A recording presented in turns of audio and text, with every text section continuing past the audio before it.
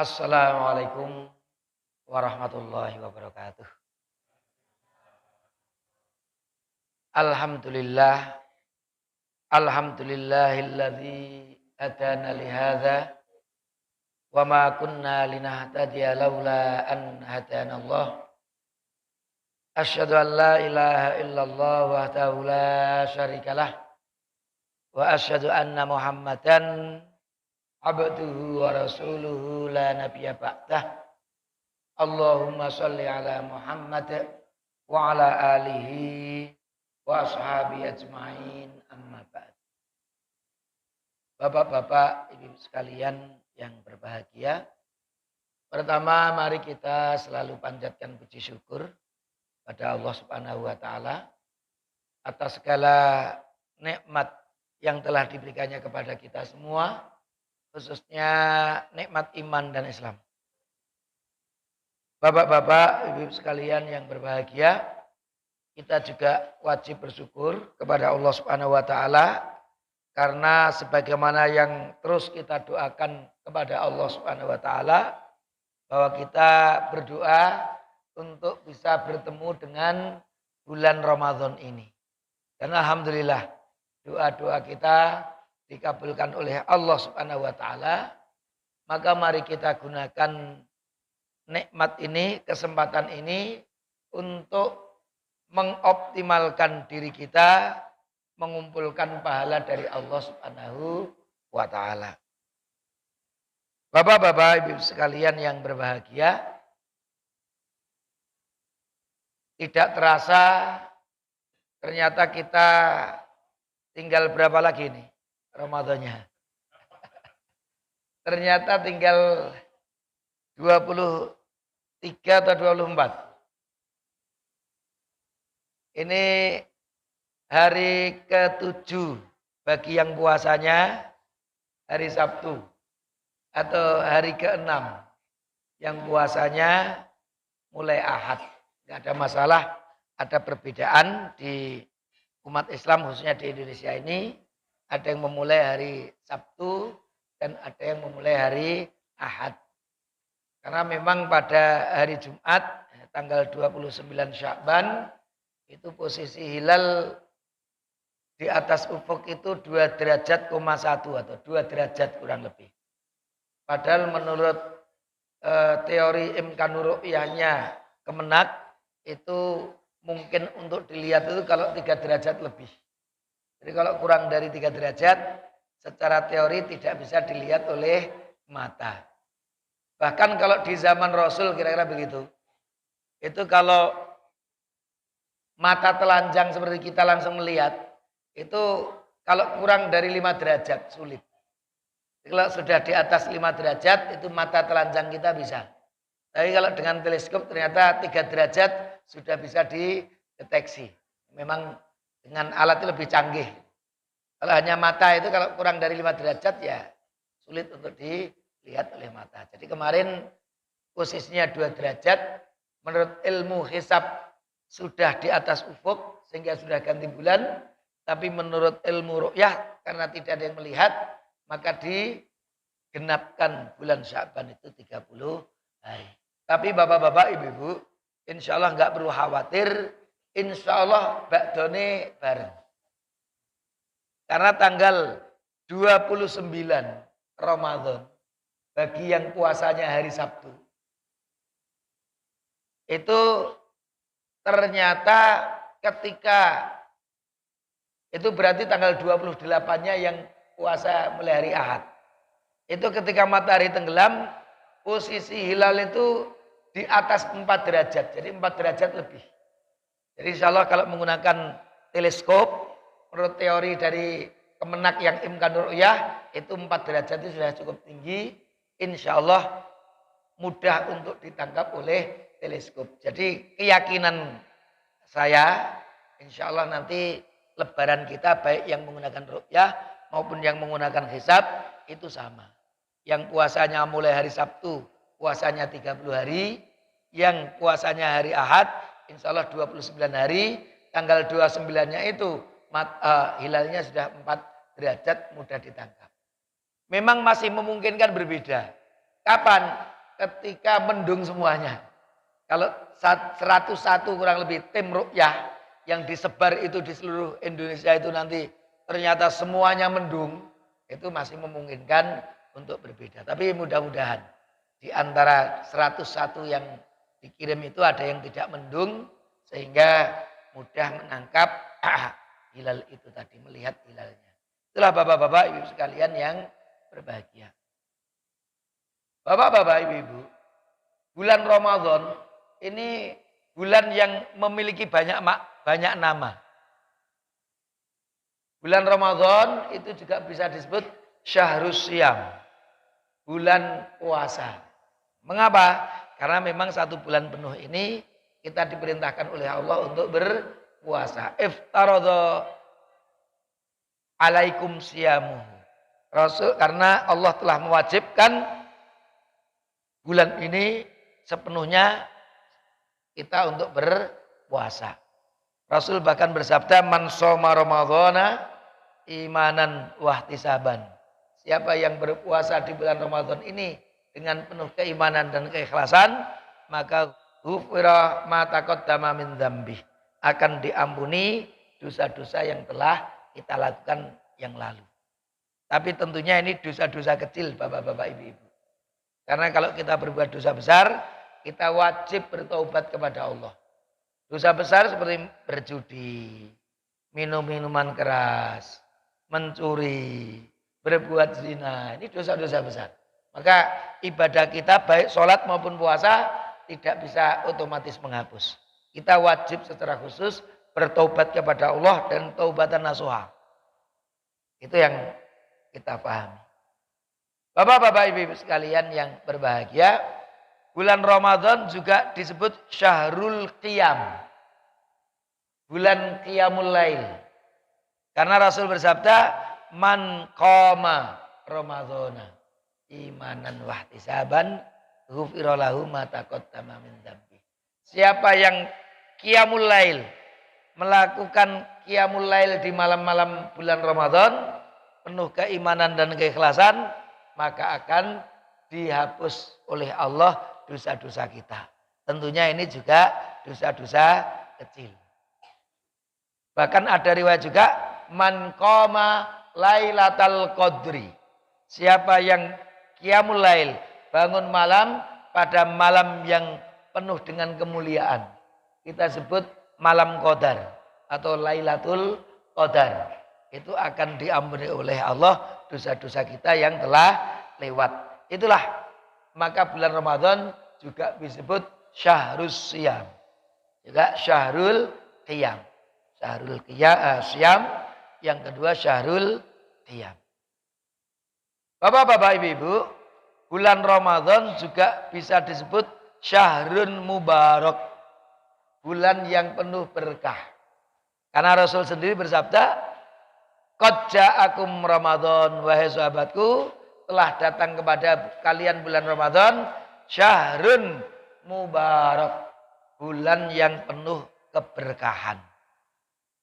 Kalau dalam hadis yang kemarin mungkin juga sudah saya bacakan di sini, ada 3 kekhususan itu keberkahannya. 1, karena bulan itu diwajibkan oleh Allah puasa di siang harinya, maka itu keberkahan yang pertama. Pahalanya luar biasa banyaknya. Yang kedua, keberkahannya itu pintu surga dibuka lebar-lebar, pintu neraka ditutup rapat-rapat, dan setan-setan dibelenggu. Itu keberkahan yang kedua. Maka dengan keberkahan itu bulan Ramadan itu, kita melaksanakan ibadah amal soleh di bulan ini lebih ringan. Bisa lebih ringan. Bayangkan Bapak, coba Bapak-bapak kalau di luar Ramadan qiyamul lailnya setiap malam enggak? Jarang. Yang qiyamul lailnya setiap malam. Bahkan mungkin sebulan hanya sekali 2 kali. Tapi ternyata kalau di bulan Ramadan kita tidak tarawehan semalam atau 2 malam saja merasa agak ada sesuatu yang kurang. Waduh, bolong siji nih. 7 hari ini sudah bolong 1 saya. Makanya begitu. Ada rasa enggak enak begitu. Itu menunjukkan bahwa memang bulan ini memang bulan yang penuh dengan keberkahan. Salah satu keberkahannya juga adanya Lailatul Qadar. Kalau kita mendapatkannya, 1 malam itu lebih baik dari 1000 bulan. Kalau 1000 bulan ini kalau dihitung cacah hari gitu kurang lebih 80 tahun. Jadi satu malam itu kalau kita gunakan ibadah maksimal, maka kebaikan itu lebih dari 80 tahun. Karena memang dulu ceritanya ada riwayat bahwa ada orang Yahudi yang hidup ratusan tahun. Beberapa ratus tahun. Itu kalau di siang hari itu berjihad, kalau malam hari itu qiyamul lail. Maka para sahabat merasakan, wah luar biasa berarti orang itu. Maka bertanya kepada Rasul, bagaimana kita bisa lebih hebat dari mereka. Hidupnya ratusan tahun, nek siang untuk berjihad, kalau malam untuk qiyamul lail. Nah kita itu umat Nabi Muhammad itu paling 60 tahun, 70 tahun itu sudah dipanggil oleh Allah. Mereka bisa hidup ratusan tahun. Gimana Rasul? Maka turunlah Lailatul Qadar ini. Ayat-ayat yang berkaitan dengan Lailatul Qadar. Sehingga mudah-mudahan meskipun umur kita itu pendek, umur umat Nabi Muhammad itu paling 60, 70 itu udah termasuk hebat. Biasanya juga kurang dari itu 50 tahun, 40 tahun, 30 tahun pun juga sudah banyak yang dipanggil oleh Allah. Tapi kalau mendapatkan Lailatul Qadar ini, insya Allah kita tidak kalah dengan umat-umat sebelum Nabi Muhammad yang diberi umur bahkan bisa ratusan tahun. Itulah bapak-bapak, ibu sekalian, keberkahan dari bulan Ramadan. Yang keempat, bulan puasa, bulan qiyamul lail, bulan penuh berkah. Yang keempat, bulan Ramadan itu juga biasa disebut Syahrul Quran. Syahrul Quran, bulan Al-Quran.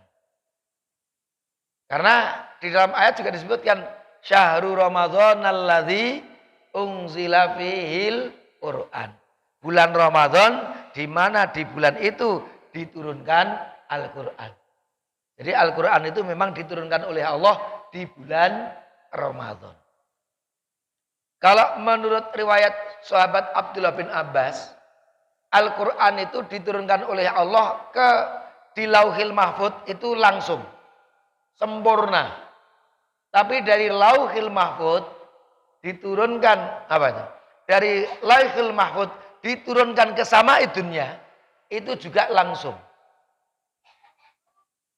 Al-Quran itu dari Lauhil Mahfud ke Baitul Izzah.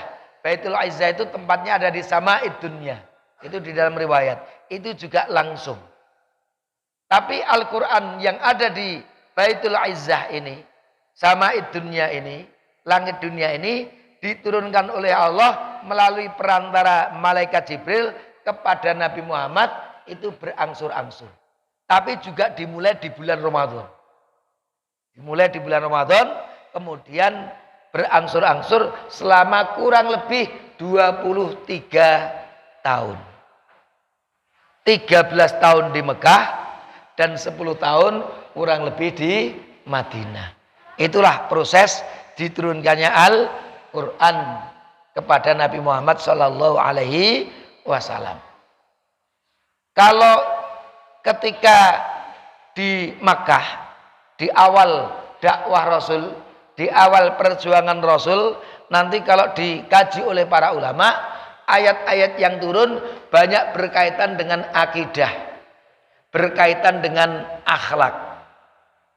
Jadi masih banyak ayat-ayat yang turun, ayat-ayat Makkiyah itu, yaitu ayat-ayat yang diturunkan oleh Allah sebelum hijrah ke Madinah, itu kebanyakan berkaitan dengan akidah dan juga berkaitan dengan akhlak. Ghorsul akidah itu kalau dibahasakan. Karena memang umat Nabi Muhammad waktu itu ya semuanya masih musyrik. Mekah itu penuh dengan arca, penuh dengan berhala. Di Masjidil Haram itu di dalam riwayat disebutkan ada sekitar 3.600 patung berhala yang ditaruh di situ, yang disembah. Maka sahabat Umar bin Khattab pun bercerita ketika sudah masuk Islam. Dulu saya tuh kok goblok men. Kira-kira begitu. Menyesal karena pernah berbuat syirik.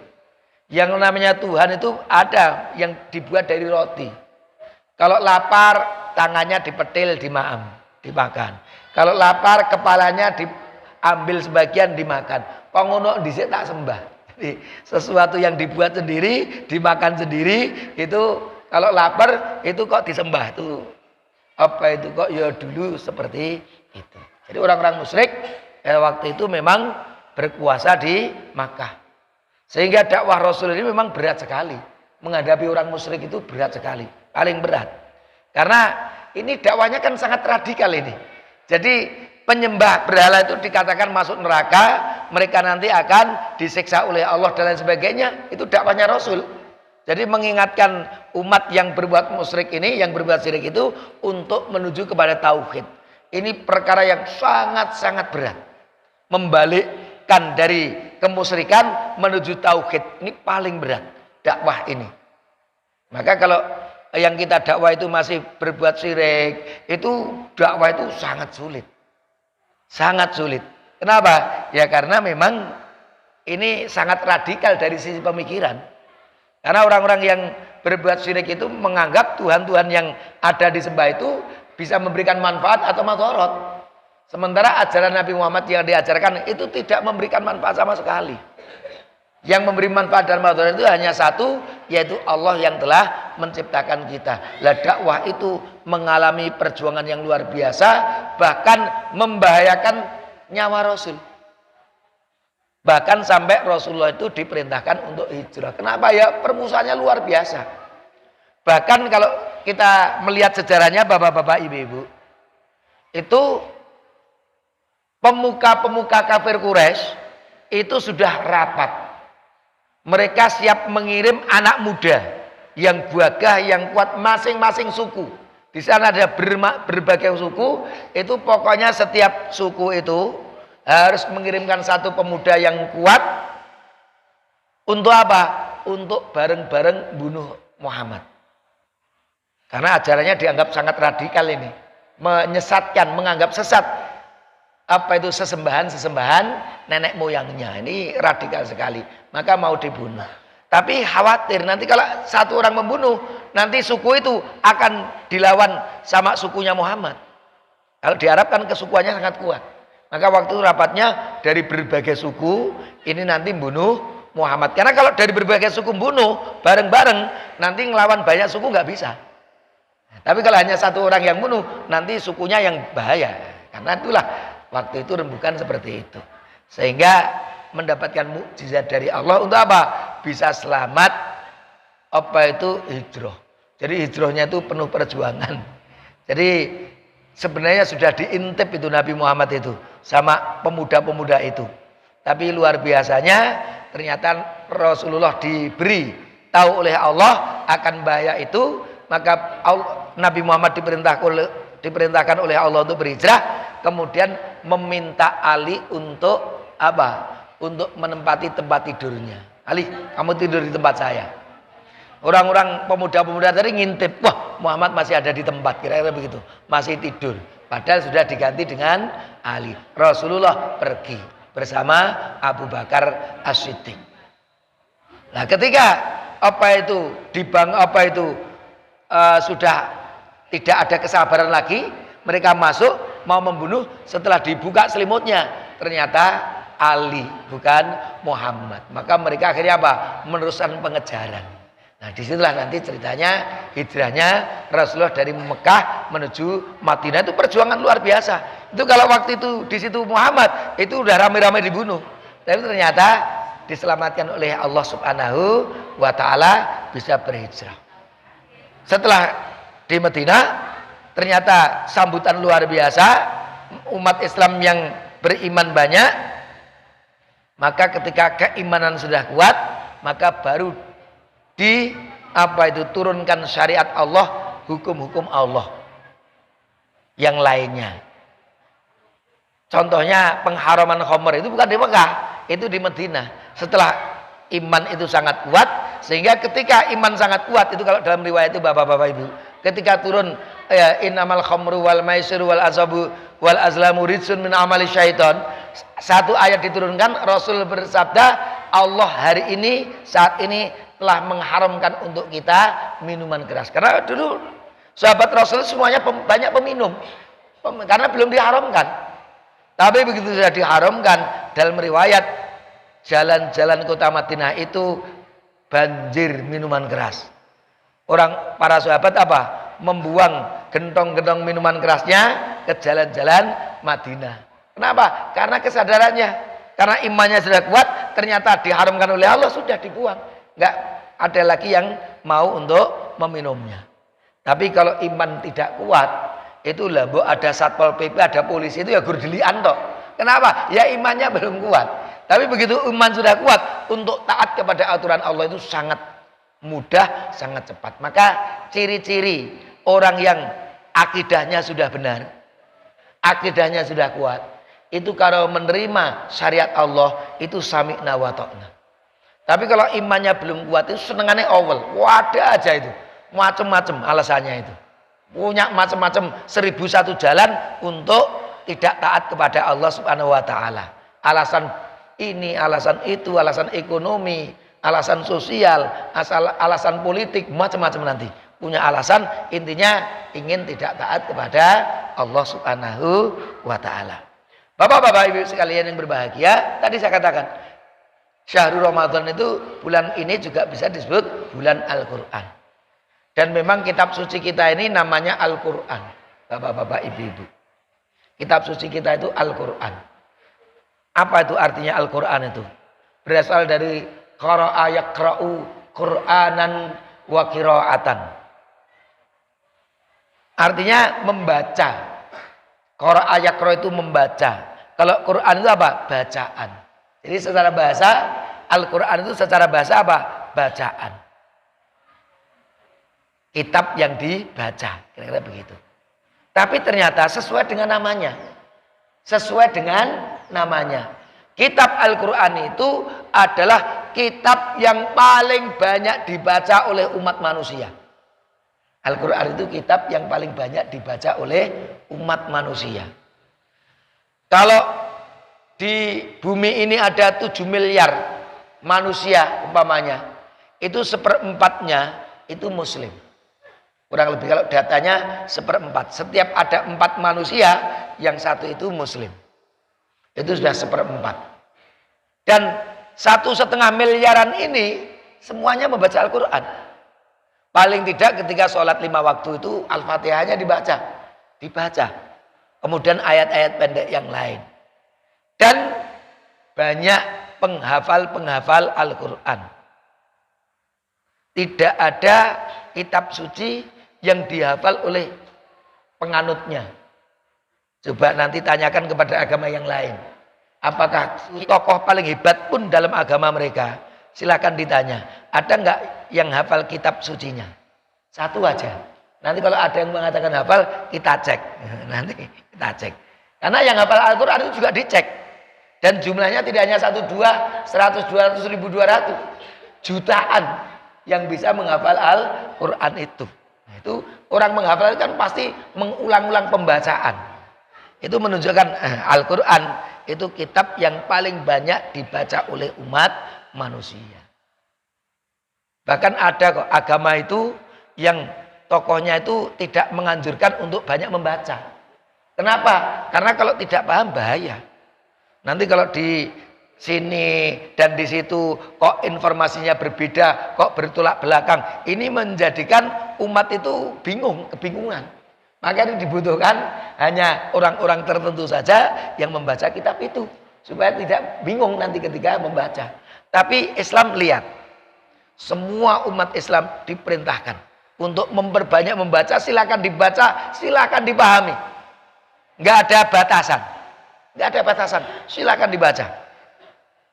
Bahkan membaca Al-Quran itu untuk memotivasi membaca Al-Quran, itu Rasul bersabda, man qara'a harfan min kitabillah falahu bihi hasanatun.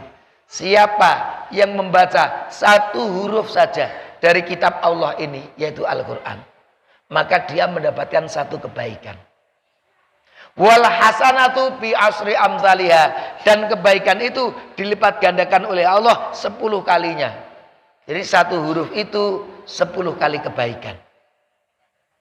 La aqulu alif lam mim harfun. Rasul bersabda, aku tidak mengatakan alif lam mim itu satu huruf. Walakin alif harfun, walam harfun, wa mim harfun. Tapi alif itu harfun, mim lam itu harfun, dan mim itu harfun. Jadi kalau kita membaca alif lam mim itu 3 huruf, setiap hurufnya 10 kebaikan. Maka kita membaca alif lam mim sudah mendapatkan 30 kebaikan. 30 derajat kita diangkat oleh Allah Subhanahu wa taala dengan membaca alif lam mim. Bayangkan kalau kita khatam Al-Qur'an. Luar biasa berapa pahala yang akan kita dapatkan dari Allah Subhanahu wa taala. Maka ada seorang sahabat yang bertanya kepada Rasul, "Ya Rasulullah, wahai Rasul, kam aqra'ul Qur'an?" Berapa waktu saya harus mengkatamkan Al-Qur'an itu, wahai Rasul? Tanya sahabat itu. Saya katamkan setiap berapa waktu, wahai Rasul? Kam aqra'ul Qur'an? Maka Rasul menjawab, iqra'u fi kulli syahrin. Katamkanlah Al-Quran itu, bacalah semuanya itu dalam 1 bulan. Sebulan sekali, itu perintah Rasul. Jadi anjurannya apa? Mengkatamkan Al-Quran itu sebulan sekali. Ya kalau Al-Quran itu 30 juz, pas itu. 1 harinya 1 juz itu nanti pas kita katam Al-Quran. Iqra'u fi kulli syahrin. Perintah Allah Subhanahu wa taala. Bacalah, katamkanlah Al-Qur'an itu setiap bulan. Tapi sahabat Abdullah bin Amr ini yang bertanya ini berkata, "Ya Rasulullah, ini ajidu quwwatan." Saya punya kekuatan lebih dari itu. Nek gur sebulan saya bisa lebih dari itu, wahai Rasul. Maka Rasul bersabda, "Ya sudah, 25 hari sekali." Rasul, saya bisa lebih kuat dari itu. Ya sudah, 20 hari sekali. Rasul, saya bisa lebih kuat dari itu. Ya sudah, 15 hari sekali. Wahai Rasul, saya bisa lebih kuat dari itu. Ya sudah, 10 hari sekali. Rasul, saya bisa lebih kuat dari itu. Ya sudah, sepekan sekali. Rasul, saya bisa lebih kuat dari itu. Ya sudah, 3 hari sekali. Tapi sahabat masih bertanya, wahai Rasul, saya bisa lebih dari itu. Apa jawaban Rasul? La yafhamuhu man yakra'uhu aqalla min salatin. Tidak akan memahami apa yang dibaca kalau dia khatam kurang dari 3 hari. Ternyata Rasul memerintahkan maksimal 3 kali sehari khatamnya itu. Tapi ternyata di dalam riwayat Aisyah itu berkata, aku tidak pernah melihat Rasul itu ngatam ke Quran setiap malam kecuali hanya di bulan Ramadan. Memang hanya di bulan Ramadan itu. Rasul kayak bulan Ramadan setiap malam khatam Al-Quran. Itu hanya di bulan Ramadan. Tapi Rasul memberikan keringanan untuk umatnya. Kalau kamu maksimal 3 hari sekali itu maksimal. Tapi Rasul sendiri ternyata bisa setiap malam khatam Al-Quran dan disimak oleh malaikat Jibril. Itulah Rasulullah Sallallahu Alaihi Wasallam. Untuk beliau ambil yang lebih berat, tapi beliau memberikan sahabatnya jalan yang lebih ringan. Itu pemimpin itu seperti itu. Orang nek penak PAWD nek abot kono kan gitu. Tapi Rasulullah itu biasa mengambil yang berat-berat. Tapi untuk umatnya selalu memberikan keringanan, jalan yang lebih ringan. Maka prinsipnya agama itu at-taisir. Rasul kalau melihat ibadahnya luar biasa. Tapi kalau merintah kepada sahabatnya pasti yang lebih ringan, yang lebih ringan. Itulah Rasulullah Sallallahu Alaihi Wasallam. Bapak-bapak, ibu-ibu sekalian yang berbahagia. Lalu bagaimana dengan kita? Kita itu kalau khatam 1 bulan itu 1 Quran. Itu luar biasa. Sudah luar biasa. Maka kita bapak-bapak ibu-ibu coba kita usahakan. Satu hari itu 1 juz, itu insya Allah nanti 1 bulan apa itu bisa khatam. Dan itu luar biasa. Nggak perlu 2 kali, 3 kali. Kalau kita punya kemampuan itu, saya punya usul. Kalau punya bisa kemampuan 3 kali, 4 kali, tidak perlu 3 kali, 4 kali. Cukup sekali juga. Tapi kualitasnya ditingkatkan. Jadi tidak membaca ayatnya, tapi orang paham. Tapi membaca ayatnya. Nek langsung paham, lanjutkan ayat selanjutnya. Paham, lanjutkan ayat selanjutnya. Tapi kalau tidak paham, cek terjemahannya. Kalau kita nggak tahu artinya. Oh, ternyata isinya seperti itu. Artinya seperti itu. Baca lagi. Ayat ini kok ngerti artinya ya? Apa ya itu? Oh, ternyata seperti itu. Atau mungkin apa itu 1 muka dibaca, kemudian diketahui artinya 1 muka dulu. Itu untuk apa? Untuk memahami apa yang dibaca. Insya Allah bapak-bapak ibu-ibu. Kalau kita itu memahami apa yang kita baca, itu akan semakin tertancap di dalam hati kita. Oh, ternyata tentang larangan mencuri. Oh, ternyata tentang larangan berbuat zina. Oh, ternyata tentang perintah sholat 5 waktu dan seterusnya. Itu kalau kita nanti baca akan paham, nanti akan lebih mudah untuk akan lebih kuat untuk mempraktekannya. Karena kalau kita nggak paham apa yang kita baca itu ya meskipun pahalanya tetap besar, tapi ya efeknya kepada diri kita itu tidak sehebat kalau kita memahami apa yang kita baca. Itulah bapak-bapak ibu-ibu, maka saya menyarankan ya itu tadi. Karena kalau kita sudah membaca, memahami, insya Allah kita bisa belajar untuk mempraktekkan apa yang kita baca dan kita pahami itu dalam kehidupan nyata. Bapak-bapak ibu-ibu sekalian yang berbahagia, Ramadan disebut bulan puasa, bulan Qiyamul Lail, bulan yang penuh berkah, bulan Al-Quran. Bulan Ramadan juga disebut dengan Syahru As-Sodaqah, bulan Sodaqah. Di dalam riwayat Abdullah bin Abbas kalau ini, karena Rasulullah sallallahu alaihi wasallam ajwadan nasi bil khairi. Rasulullah itu orang yang paling dermawan berkaitan dengan hartanya. Wa kana ajwada ma yakunu fi Ramadan hina yalqahu Jibril. Dan Rasul itu lebih dermawan lagi kalau datang bulan Ramadan, ketika Jibril mendatanginya.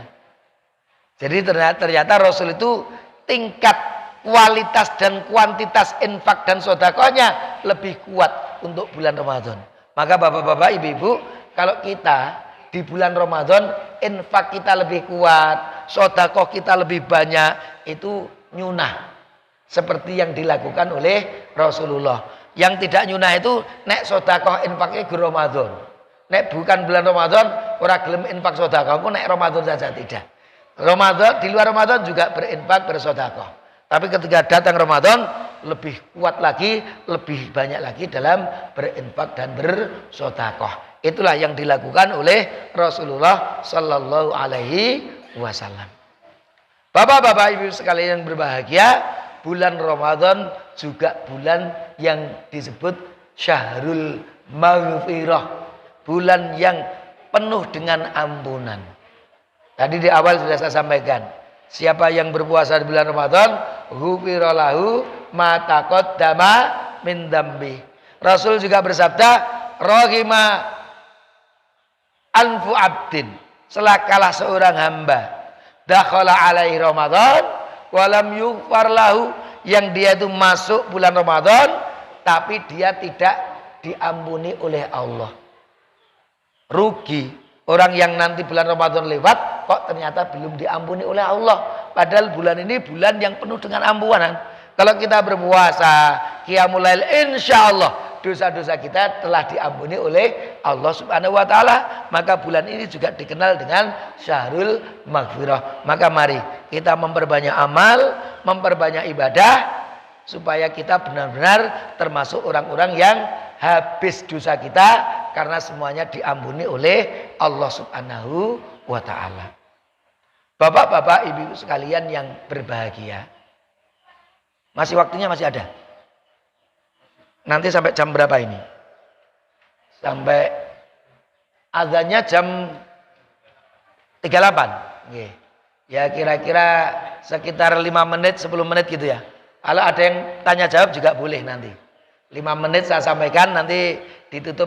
Ini mumpung Ramadan, nanti ada hal-hal yang berkaitan dengan Ramadan yang ditanyakan, monggo. Kalau sekarang ada yang menanyakan juga boleh. Langsung apa itu tanya jawab. Kalau tidak ya saya lanjutkan. Mungkin ada sesuatu yang agak ragu berkaitan dengan hukum-hukum yang berkaitan dengan puasa kita. Itu monggo ditanyakan. Karena bapak-bapak, ibu-ibu, memahami hukum itu sangat penting. Untuk apa? Untuk meminimalisir, menetralisir, menghilangkan godaan. Jadi kalau kita paham ilmunya, kita paham hukumnya, itu meminimalisir paling tidak. Atau bisa menghabiskan,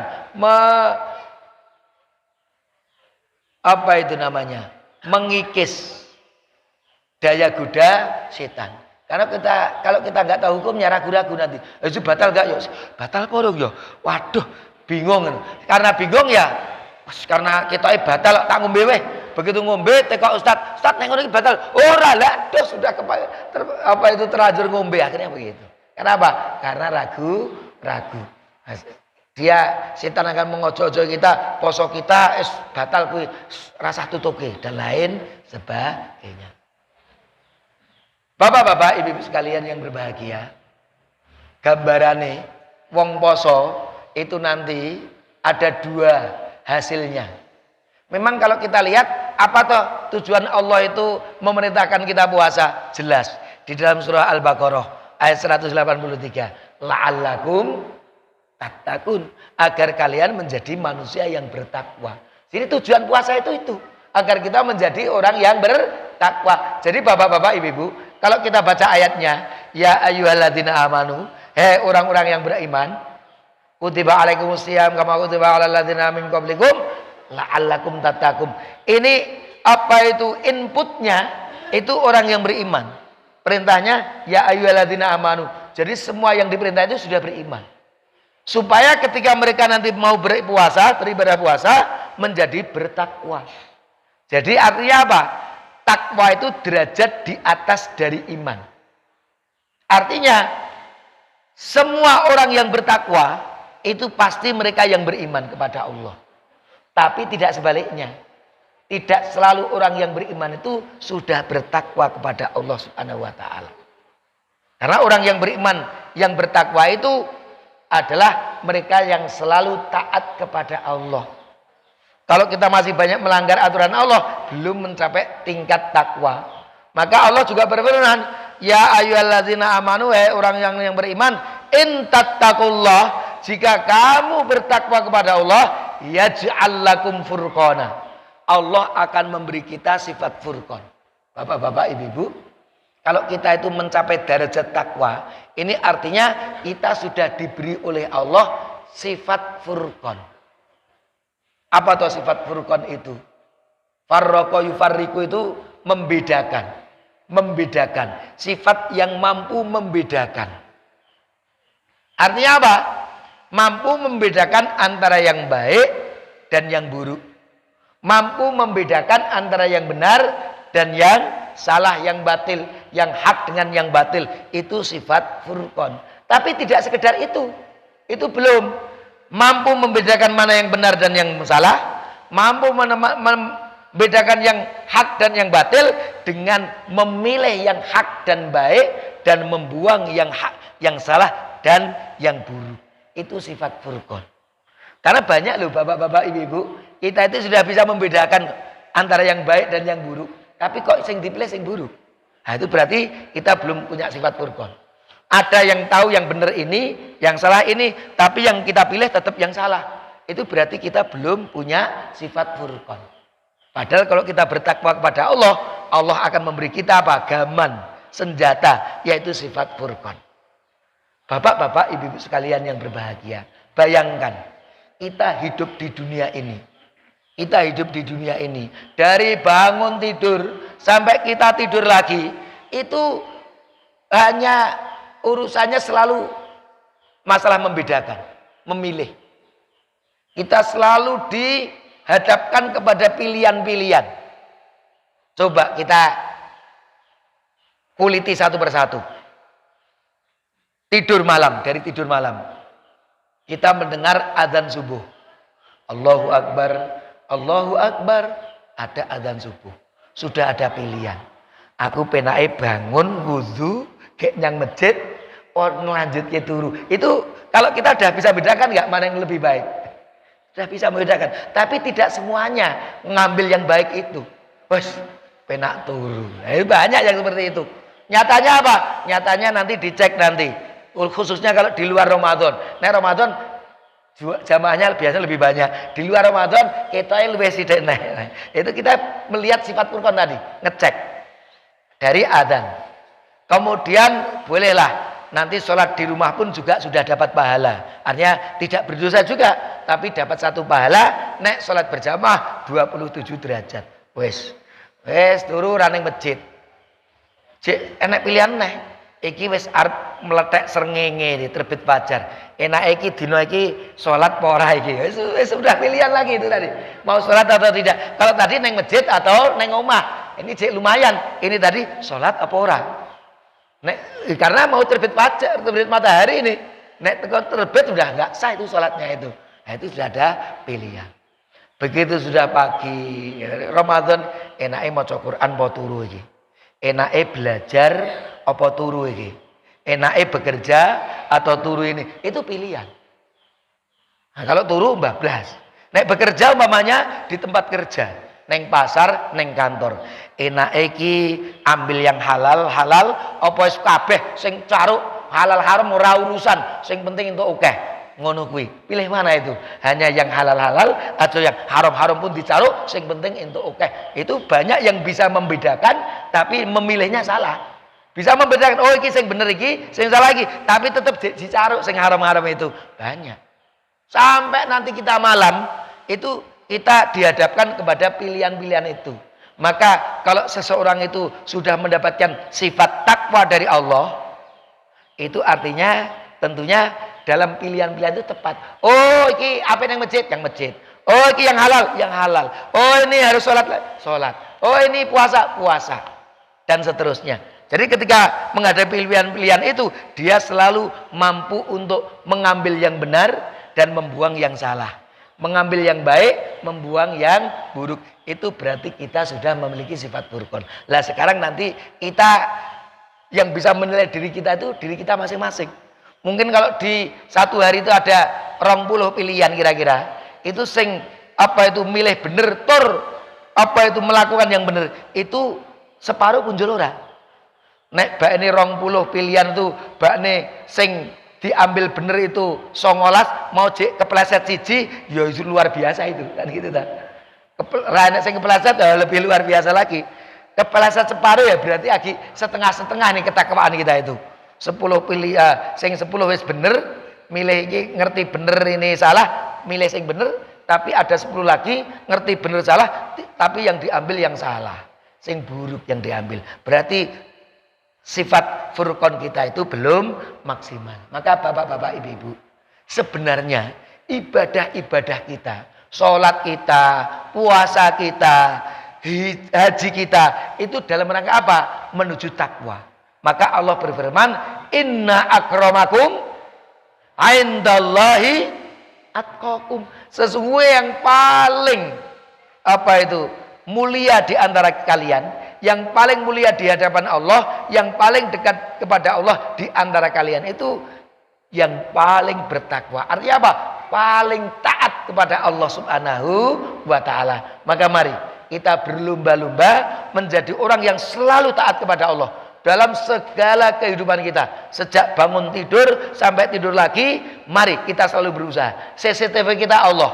Kalau kita mau berbuat tidak baik, Allah Maha tahu. Khawatir kita masuk neraka, mendapatkan dosa, apa itu kita bisa mengoreksi diri. Oh, jangan dilakukan. Itu berarti kita sudah memiliki sifat Furqan yang luar biasa. Nah, mudah-mudahan nanti kita cek bapak-bapak, ibu-ibu, nanti kita hitung-hitung. Nanti kalau kita mau tidur, kita muhasabah. Dari bangun tidur tadi, apa ya perbuatan yang saya lakukan?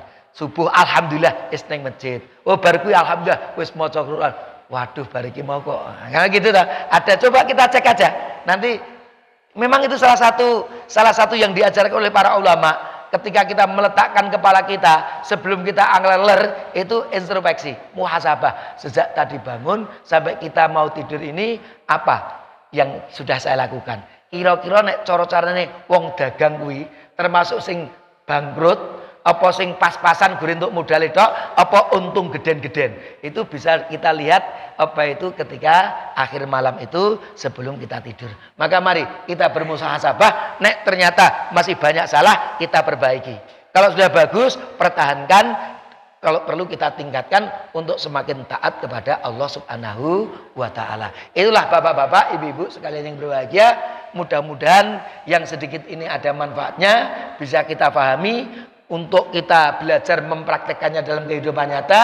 Mudah-mudahan menjadikan manusia yang beriman dan bertakwa kepada Allah, yang kita ridho kepada Allah dan Allah pun juga ridho kepada kita semuanya. Aqulu qouli hadza wa astaghfirullah li wa lakum. Wassalamu alaikum warahmatullahi wabarakatuh.